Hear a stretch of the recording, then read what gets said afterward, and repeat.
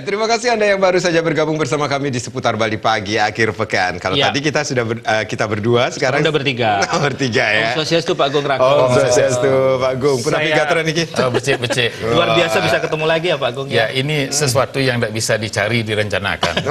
Dan saya sudah merindukan Pak ini dari dulu sekali. Kapan mau bertemu? Kalau Pak Adi kan sudah dekat banget. Kalau saya cuma hanya mendengar nama besarnya Pak Agung, kemudian hari ini ketika Pak produser mengatakan ini ada Pak Agung Rako, wah ini excited banget. Iya, pemirsa Pak Agung Rako ini memang luar biasa sekali masalah kepakaran, masalah seni dan budaya. Nanti kita akan tahu seperti apa beliau dengan semangatnya bercerita tentang proses perjalanan seni dan budaya ini. Nanti saya udah nggak sabar lagi. Gregetan dari pagi-pagi udah kita akan ada informasi ini Pak Agung terkait penguatan dan pelindungan tari sakral Bali sangat diperlukan. Nah, pemirsa, dewasa ini banyak seni tari sakral yang banyak bergeser dan mulai dipentaskan untuk kepentingan komersialisasi. Dengan adanya keputusan bersama tentang penguatan dan pelindungan tari sakral Bali dinilai sangat penting untuk menjaga kesakralan tarian itu sendiri. Seni budaya yang ada di Bali bukan seni biasa, melainkan berakar dari karya yang diciptakan untuk kepentingan upakara, di mana kepentingan agama dan upakara dijalankan dengan satu tradisi, adat istiadat yang juga diisi dengan unsur seni. Dewasa ini banyak seni tari sakral yang banyak bergeser dan mulai dipentaskan untuk kepentingan komersialisasi. Untuk itu dalam upaya penguatan dan pelindungan kebudayaan Bali, maka dibuat keputusan bersama tentang penguatan dan pelindungan tari sakral Bali. Menanggapi keputusan tersebut, tokoh masyarakat Ide Bagus Ketut Purbanegara memberi apresiasi.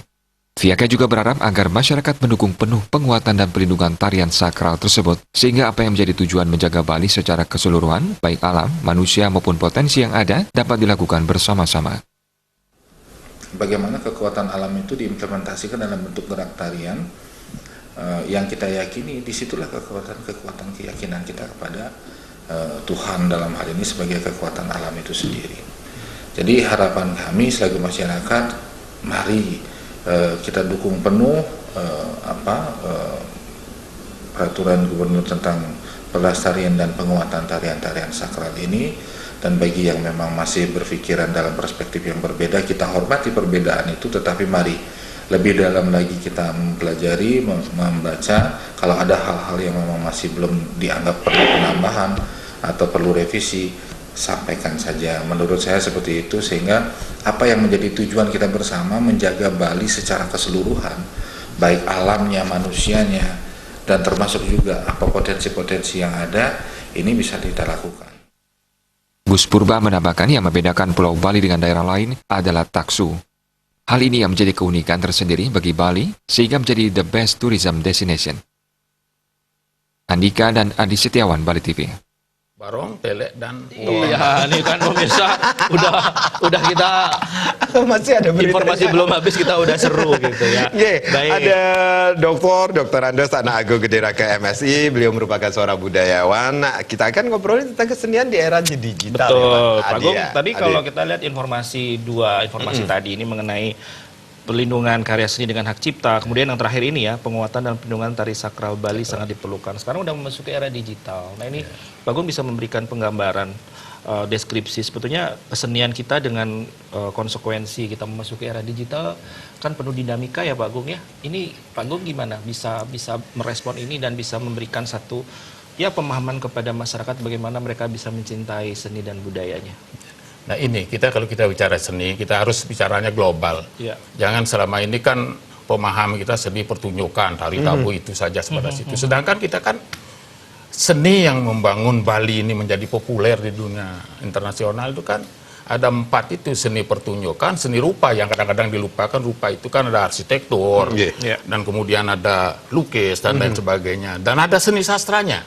Seni sastra itu adalah termasuk penulisan lontar dan lain sebagainya di sana. Itu yang nanti kita bisa sudah masuk ke dunia digital. Yang terakhir audiovisual itu. Ya, audiovisual itu juga merupakan bagian. Berarti yang 4 ini bersinergi, dia menjadi satu kesatuan membangun Bali, bukan hanya satu saja.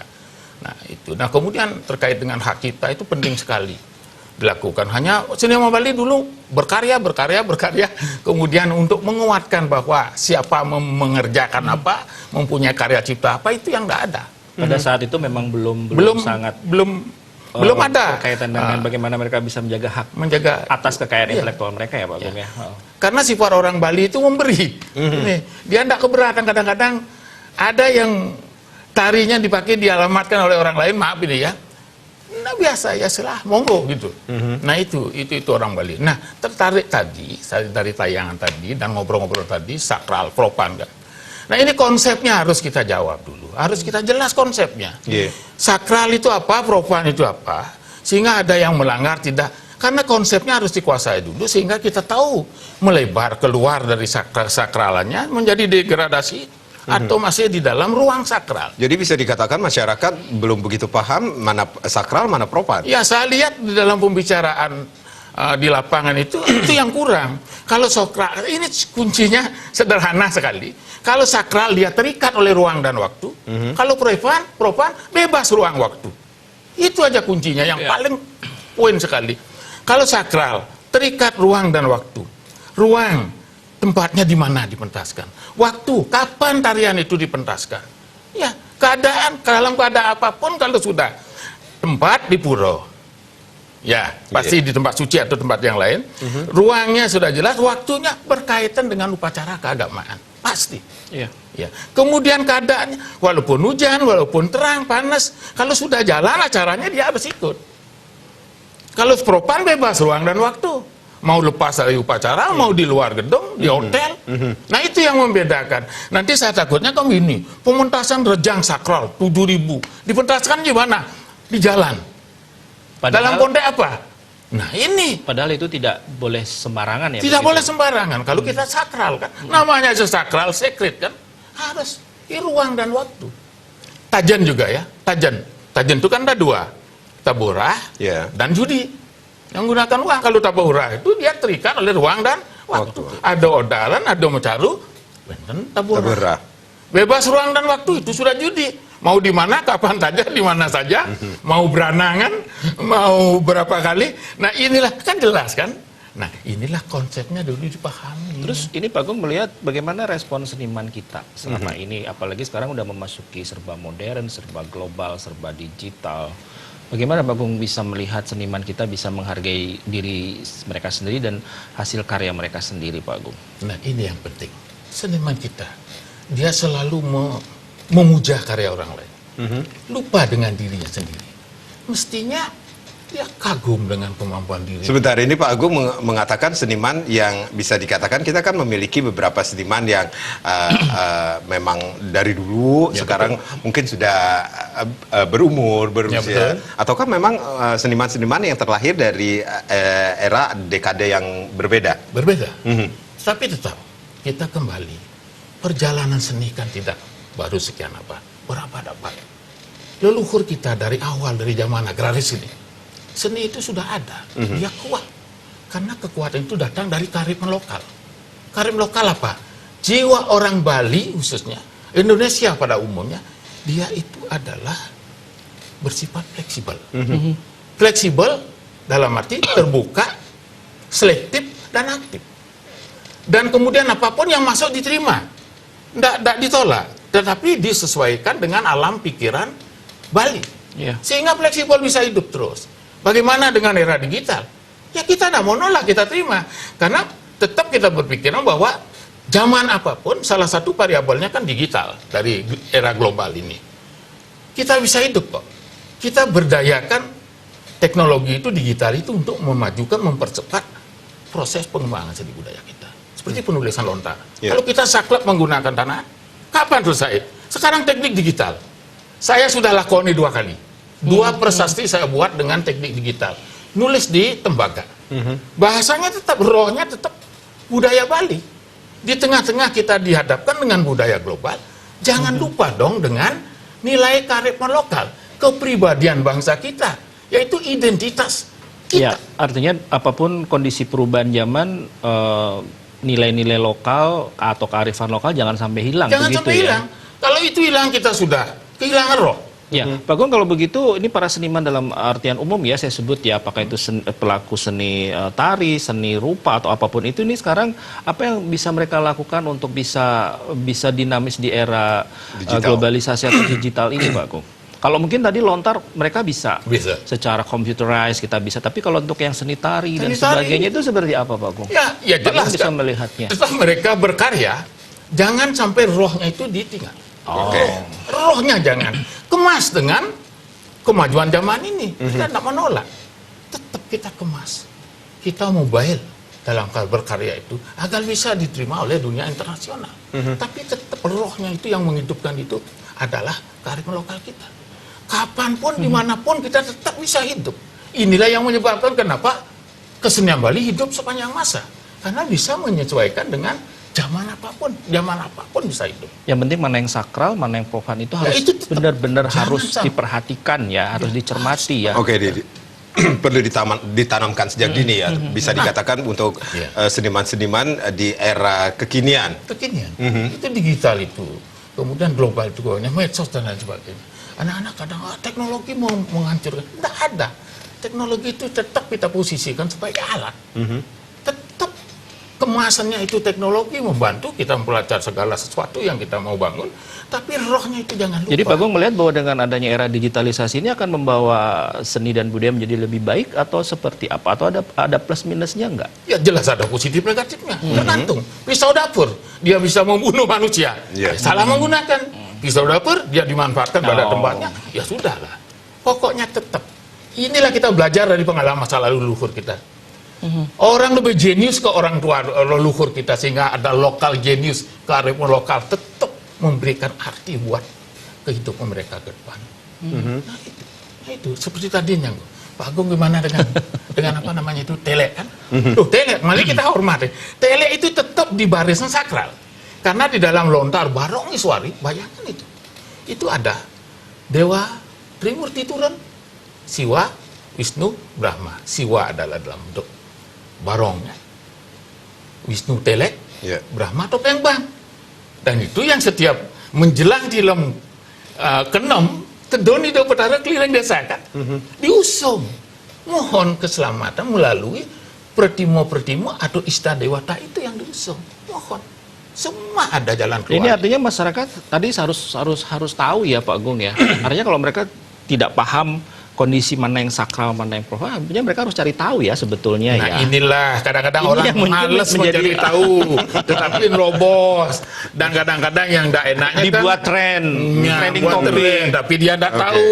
Baik. Nah, konsepnya dia lupakan, Ya, seperti ya, bilang ya, sakral profan.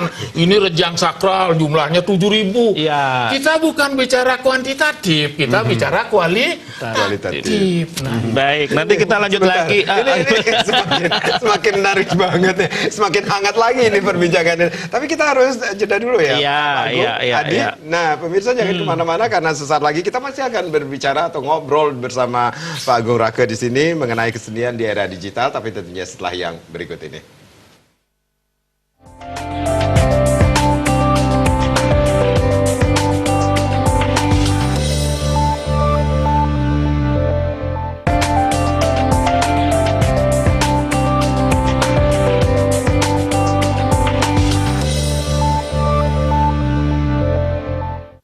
Ya, pemirsa Bali TV masih bersama Pak Agung Rake. Ini kita masih dalam seputar Bali akhir pekan.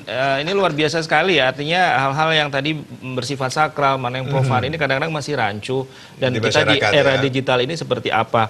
Tapi silakan Karang, ini ada Oke, informasi kita apa juga terlebih dahulu memiliki ini? Masih terkait dengan informasi. budaya ya ini ya. Tentunya bagaimana menjaga pura cagar budaya dengan restorasi tentunya Pak Agung. Dan pemirsa, kita memiliki informasi pemugaran pura hendaknya mempertimbangkan keaslian dan melestarikan bangunan pura yang diwariskan oleh leluhur. Pemugaran sebaiknya tetap mewujudkan pembangunan sesuai dengan aslinya. Hal tersebut diungkapkan Kepala Bidang Sejarah dan Cagar Budaya Dinas Kebudayaan Kabupaten Badung, Ida Bagus Arjana. Sesuai kriteria Undang-Undang Nomor 11 Tahun 2010, pura yang patut diduga sebagai cagar budaya atau tinggalan sejarah yang telah berumur 50 tahun ke atas. Mangku penghulu subak atau yang Kabid Sejarah dan Cagar Budaya Dinas Kebudayaan Kabupaten Badung, Ida Bagus Gedi Arjana mengatakan dalam mensosialisasikan amanat Undang-Undang Nomor 11 Tahun 2010 dan Undang-Undang Nomor 5 Tahun 2017 tentang pemajuan kebudayaan sudah menyampaikan kepada seluruh desa adat di Kabupaten Badung yang berjumlah 122 desa adat agar dalam proses pembangunan pura memperhatikan amanat Undang-Undang Nomor 11 Tahun 2010 tentang pembugaran pura hendaknya memperhatikan keasrian dan melestarikan bangunan pura yang diwariskan oleh leluhur. Dijelaskan sesuai kriteria Undang-Undang Pura yang patut diduga cagar budaya atau tinggalan sejarah yang telah berumur 50 tahun ke atas patut dilestarikan yang mempunyai nilai penting buat sejarah dan pendidikan bagi generasi penerus. Dalam proses pembangunan atau pemugaran pura, pihaknya menghimbau kepada seluruh desa adat di Badung untuk melakukan secara restorasi atau mewujudkan pembangunan sesuai dengan aslinya. Menyosialisasikan keberadaan pura-pura yang patut diduga cagar budaya.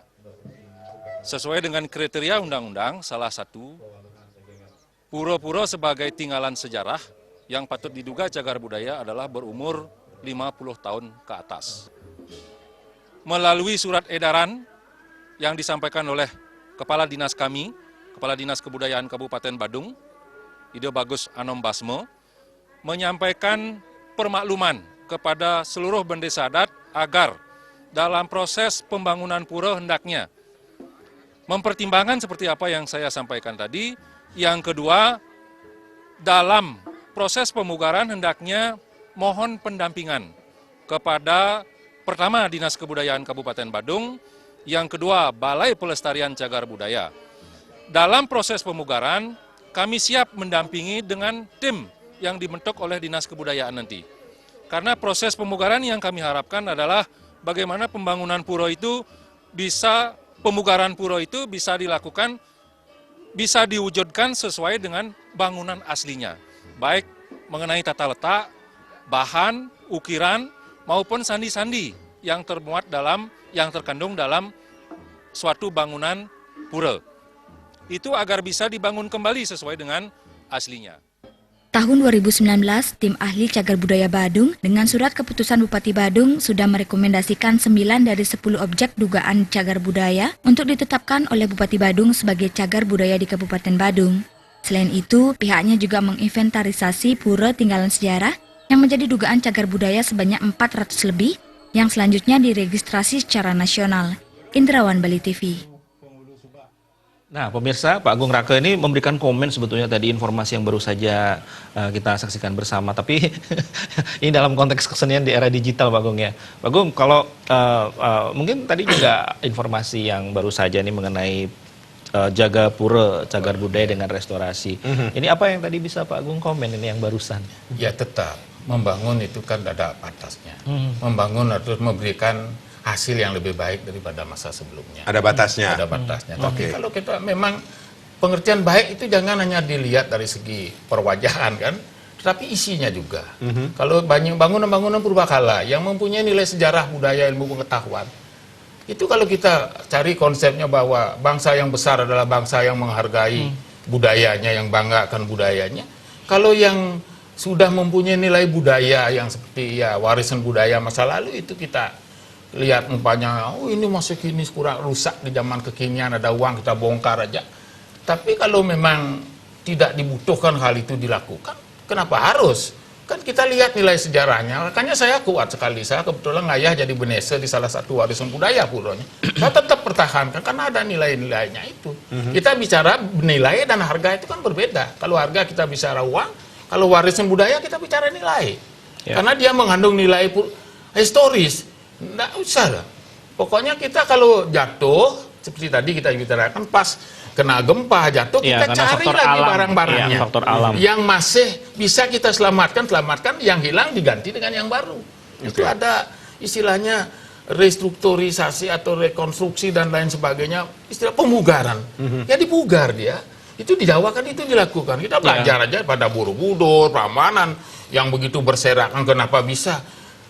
Kita kan sekarang maaf ini kita kan terlena dengan bantuan-bantuan itu. Dapat bantuan dan lain sebagainya yang bagus-bagus dibongkar. Artinya dengan demikian mengurangi nilainya yang kita waspadai itu semestinya. Makanya ketika membangun harus duduk bersama dan kemudian juga yang memberi bantuan itu harus tahu yang layak dan tidak layak dibantu. Layak dalam artian boleh nggak diganti? Tanya dulu. Kalau memang ada nilai plusnya, nilai arkeologi di dalamnya, kita tanya kepada Balai Arkeologi ada, BPCB ada, balai ini nilai-nilai budaya ada. Kalau kita bicara yang artepak, yang bisa ke BPCB dulu kan. Nah itu tanya mereka yang tahulah di sana. Kalau kita bicara warisan budaya masa lalu, arkeologi lah bilang seperti saya kan kebetulan orang komitmen, S1 saya budaya, S2 saya agama dan budaya kan kena kan, S3 ke cultural studies. Saya kritisi itu, yang tidak ya saya bilang tidak. Kalau begitu sekarang berbicara kesenian, ini saya anggap aja seniman, budayawan, bagaimana mereka bisa menghargai sekali lagi tadi nilai kearifan lokal yang selama ini mereka pahami. Pastinya mereka punya pendapat yang berbeda-beda begitu ya Pak Agung ya. Ini Pak Agung selama ini mencermati mereka seperti apa sekarang? Mereka berstatement ataupun dengan bekal pengetahuan atau kepakaran yang mereka miliki, mereka memberikan komen tentang ya apakah itu tentang senian secara umum, tentang budaya secara umum. Gimana Pak Agung ini? Ya kalau saya berharap kalau ada seniman kita di Bali kan kreatif. Tapi kalau bisa, ketika kita bicara di satu sisi seniman kita kreatif dalam hal mencipta, tetapi di sisi lain dong, kita punya nilai-nilai karya lokal yang butuh kaya sekali. Semestinya para seniman kita menengok ke belakang. Garaplah karya-karya seni yang bisa mengambil rohnya itu dari karya-karya seni masa lalu. Pondasinya di situ. Pondasinya dari sana sehingga jelas. Kita bicara telek, apa tahunnya dan lain sebagainya, paling tidak zaman siapa kan tahu. Kita gali, jangan asal mencipta. Kita bicara wayang itu umpamanya. Ini wayang itu sudah ada sejak zaman pra-Hindu. Nah kemudian abad ke-9 di Jawa Tengah mulai wayang kan itu. Kita gali, kita tahu kapan wayang mulai diangkat sebagai seni pertunjukan. Kan jelas rohnya dari kadang-kadang kan ngambang dia berkarya tetapi nggak tahu kapan. Paling tidak kita belajar sejarah kan. Tahu sejarah perkembangan seni sampai ke di era digital itu seperti apa perjalanannya sampai wayang seperti karyanya Pak Made Sidio menggunakan teknologi kan. Nah perjalanannya itu apakah baru sekarang perubahan itu terjadi? Jawabannya tidak. Oke, dengan begitu banyaknya juga sekolah-sekolah atau bisa dikatakan institusi yang berbasis seni di sini, ini perlukah ini dimasukkan ke dalam kurikulum Pak Agung agar mereka mengetahui harus menengok ke belakang seperti yang disampaikan Pak Agung tadi? Nah ini titipan sebenarnya. Atau masih ada kekurangan dari kurikulum kita, khususnya mereka yang belajar tentang kesenian, kebudayaan, sejarah. Ya, semestinya begini sederhana saja, dosennya lah yang mengingatkan. Harus kan mengeksplor ya. Harus ke kurikulum. Kalau kita bicara wayang, paling tidak sejarah wayang kan. Masa tidak tahu sejarahnya kita menggarap? Kapan wayang? Kalau bicara sejarah kan, kapan wayang mulai muncul di Indonesia? Kalau dulu belum masuk epos Mahabharata dan Ramayana kan, kan ini memperkaya. Sebelum itu memakai judul roh leluhur, dipakai judul siapa-siapa tokohnya. Kan enak kan? Kita tahu dinamikanya. Siapa itu roh leluhur? Itu kearifan lokal zaman pra-Hindu. Masuk Hindu, kemudian masuk epos Mahabharata dan Ramayana. Berkolaborasi. Inilah yang menyebabkan kesenian Bali itu aneka ragamnya, kaya. Ini sebetulnya tinggal membutuhkan komunikasi supaya ada keseragaman pemahaman begitu ya. Tadi kalau sampai masuk ke kurikulum artinya kita yakin bahwa para dosen atau budayawan yang juga dosen ini memahami itu. Tapi bagaimana dengan kita merespon adanya perubahan memasuki era digital ini ya Pak Agung ya. Jadi sekarang ini tren. Selalu ada terjadi tren gitu di masyarakat. Tadi Pak Agung kan gara-garanya ngomong ada yang massal gitu ya Pak Agung ya. Ini ada tarian-tarian yang kemudian saya tidak tahu karena saya memang tidak paham apakah itu masuk ke sakral, apakah atau sekedar mengejar penghargaan. Iya, artinya untuk ini loh kita ada kegiatan yang mengangkat seni dan budaya. Ini salah satu saya sebut saja mengenai tarian Rejang Renteng ini selalu trending topik ini di mana-mana seperti itu. Pak Agung melihat itu sebetulnya ini masuk ranah apa sih? Maksudnya di sakral yang kemudian di modern atau apa, profan dan sebagainya ini gimana Pak Agung? Nah ini dah kita biasanya seperti itu. Orang Bali itu setelah terbakar baru ngambil sepit. Mestinya kalau menggarap Rejang Renteng harus telusuri dulu sejarahnya. Siapa yang mau mengangkat, silakan, kita tidak menolak siapa yang mengklaim mengangkatkan gitu. Sama sih koordinasi sama Pak Prof Didio, lahir di Nusa dan lain sebagainya. Kita cari sejarahnya dulu. Jangan diangkat dulu, disosialisasi. Nanti setelah jalan baru ada masalah, mempertanyakan. Mestinya cari dulu sejarahnya. Sederhana saja berpikir, tetap itu. saya senang sekali dengan para seniman di Bali, kreatif luar biasa. Tapi kebablasannya di sana. Sehingga setelah terjadi fenomena, terjadi pertentangan, terjadi saling klaim, dan kemudian saling setuju dan tidak. Kan kasihan dong. Kenapa kita? Baiklah bicara dulu, setelah setelah perfect dalam pembicaraan, baru digarap. Sehingga ini kan jangan lari-lari seolah-olah merebutkan. Inilah bedanya seniman sekarang dengan dulu. Dulu kan low profile ya. Sekarang bagus sebenarnya, cuma kecekatan, ketegasan dalam ini mengutik utak-atik sejarahnya. Jangan lupa. Pemahamannya yang memang mungkin berbeda, yang seniman dulu, seniman sekarang. Emang sekarang kenapa ya Pak Gung? Nah, fenomena apa yang Pak Gung lihat kita kan dengan lihat seniman fenomena yang di lapangan. Saya kan tidak membilang seperti apa. Ini kejadian Rejang Renteng kan sudah memasyarakat sekali. Begitu terus kan Rejang Sari, Rejang Renteng. Kalau saja diikuti oleh, nah ini ya, diawali oleh pemahaman sejarah. Harus itu. Orang cinta aja sejarahnya, ngapain ada sejarah. Kenapa tarian yang begitu kita akan populerkan? Tidak hanya di Bali, keluar Bali, bahkan internasional. Mereka orang Barat tanya. Kalau mereka ke Bali pasti dia tanya sejarah. Disinilah kelemahan kita. Pokoknya saya setuju, sangat senang dengan sepak terjang seniman kita di Bali. Hanya saja satu yang saya ingat, kelemahannya tadi sejarahnya tidak dipahami. Nah, Ya termasuk warisan budaya, bongkar, sejarahnya juga terlenakan. Tari mencipta Rejang Renteng, setelah jalan sejarahnya di mana, siapa dan lain sebagainya. Itu yang penting. nah, untuk mengantisipasi kelemahan tersebut apa yang harus dilakukan? Ya kita harus sadar sebagai seniman, jangan takut bertanya kalau tidak jelas. Apalagi mengangkat karya orang lain yang sudah ada. Itu kan mengangkat karya orang lain, Rejang Renteng kan sudah ada. Iya. Kenapa setelah kita mengangkat, mestinya kan diapresiasi, disambut baik. Kenapa ada masalah? Berarti ada sesuatu yang masih kurang. Apa? Harus tahu sejarahnya. Berarti tempat, kapan, ya? Di mana Rejang Renteng itu lahir? Siapa yang menciptakan pertama? Ya kan gitu. Kalau tahu kurun waktunya kapan? Kan jelas kan? Karena apa sih sulitnya? Karena memang itu akan terekam sebagai jejak digital ya. Berkesenian itu akan tahu gitu untuk anak cucu selanjutnya. Sejarahnya enggak tahu. Pak juga nyari pacar kan, sejarahnya kan artinya ini untuk generasi ke depan supaya tidak salah. Oke. Karena ada rekam jejak digitalnya gitu. Agung, Adi, kita break dulu ya. Oke, pemirsa jangan kemana-mana, kami akan kembali saat lagi.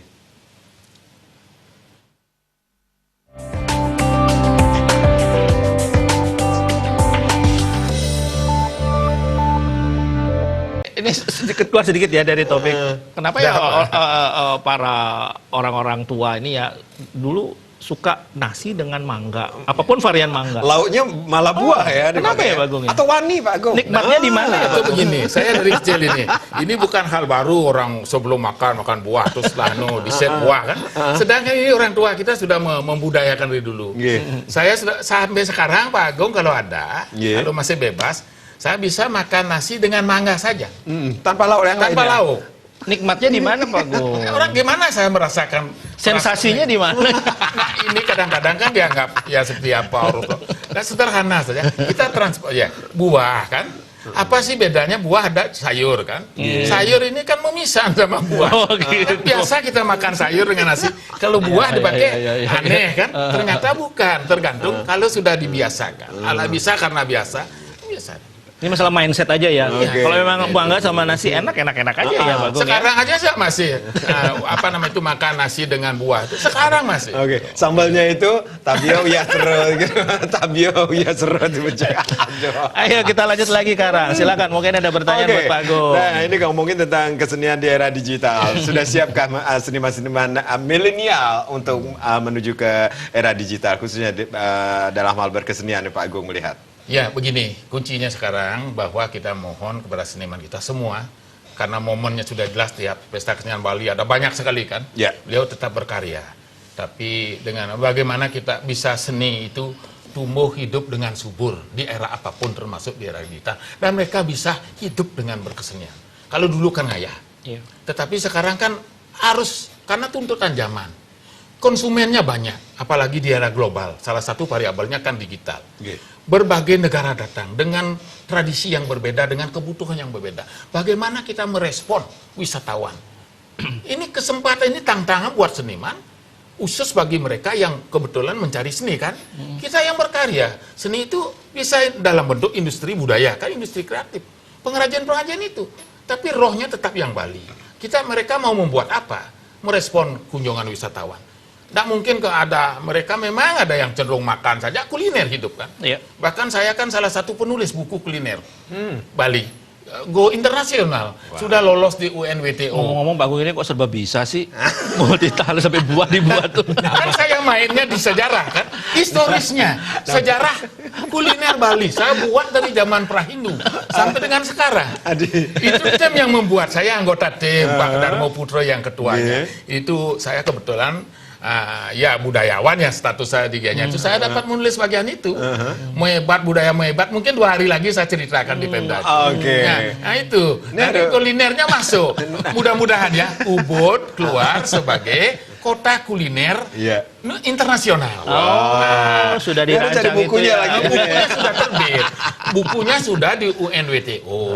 Nah, itu sudah divisitasi, lolos. Kemudian sekarang tinggal pendukungnya masyarakat siap nggak menjadi kota kuliner. Nah, sudah divisitasi, kalau itu sudah lolos, berarti tahun 2020, mudah-mudahan, berarti Bali nambah DTW-nya lagi 1. Sebagai, tujuan wisata kuliner. Oke, ngomongin tentang kuliner, setelah kita memang terkenal banget dengan kulinernya ya Bali ya.